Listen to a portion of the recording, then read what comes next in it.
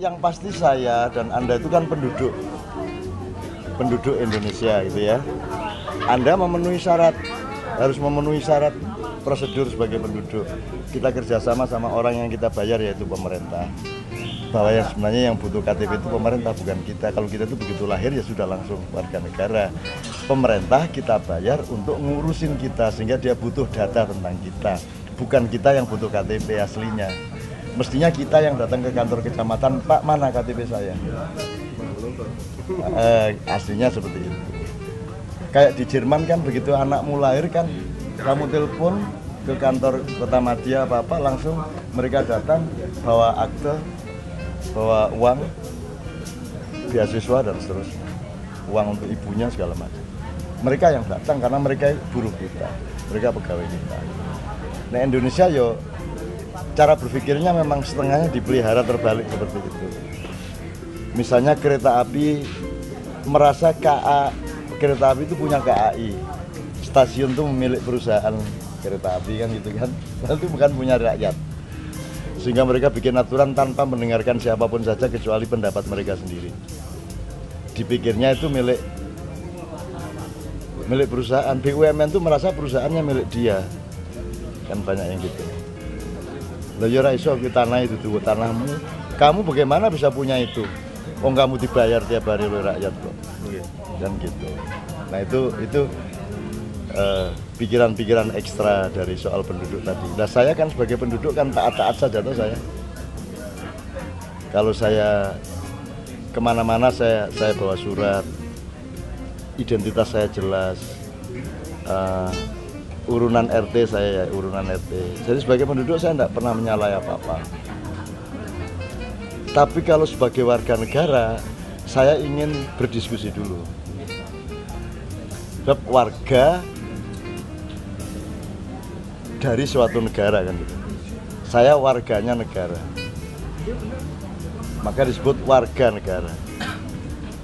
Nah, yang lebih berkuasa ini warga apa negara? Warga toh. Nah warga boleh mempertanyakan iki negara apa dudu kayak ngene iki. Iki orang memenuhi syarat sebagai negara kok. Atau minimum saya berbeda pendapat kok tentang negara, sehingga saya belum bisa disebut warga negara, atau saya sendiri yang menolak menjadi warga negara. Sebab menurut saya negara itu begini. Misalnya kamu sepak bola itu 22 orang berebut bola, gawangnya 2. Kalau gawangnya 3 atau 4 kan saya berpendapat berbeda, itu bukan sepak bola.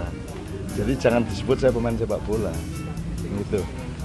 Sama dengan warga negara. Loh, wong negara juga tidak pernah mau berunding dengan warganya. Negara iku dune piye, nek pemerintah piye, apa bedanya kas negara dengan kas pemerintah? Relevan apa tidak kalau BUMN setor duitnya ke Departemen Keuangan. Departemen Keuangan itu kan kasirnya pemerintah, bukan bendahara negara. Tapi di Indonesia podo itu.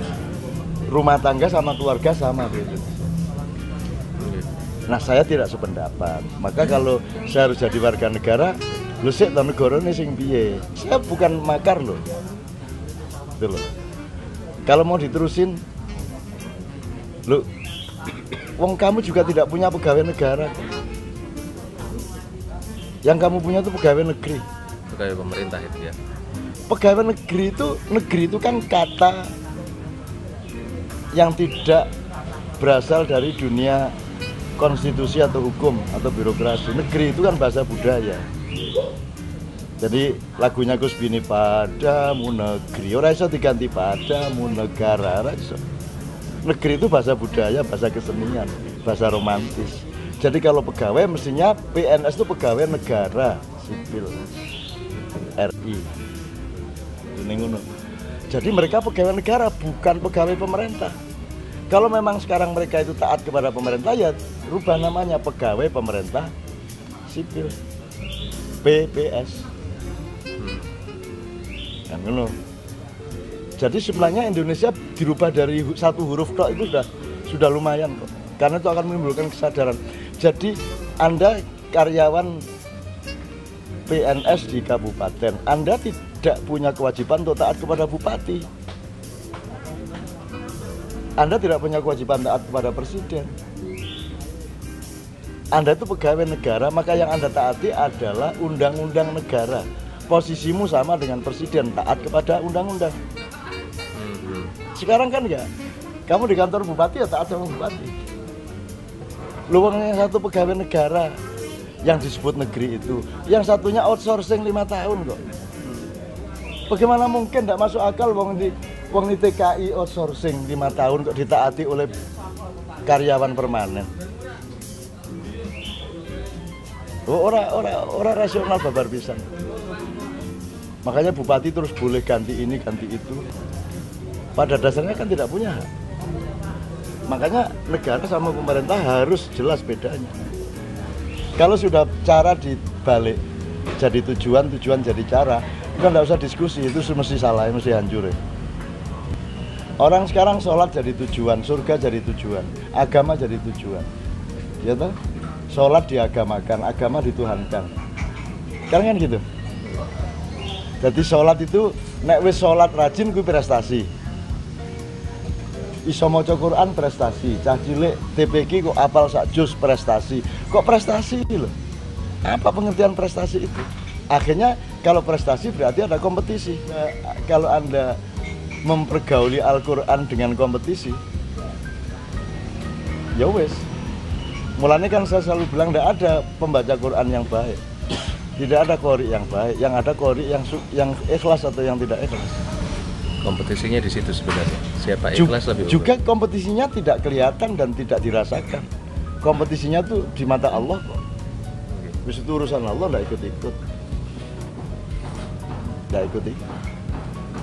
Jadi kita baca Quran itu sama sekali tidak untuk didengarkan orang. Wong wis maca Quran ngopo dadak pengen dirungokke mesti dirungokke wong Quran kok ku dadak pamrih barang.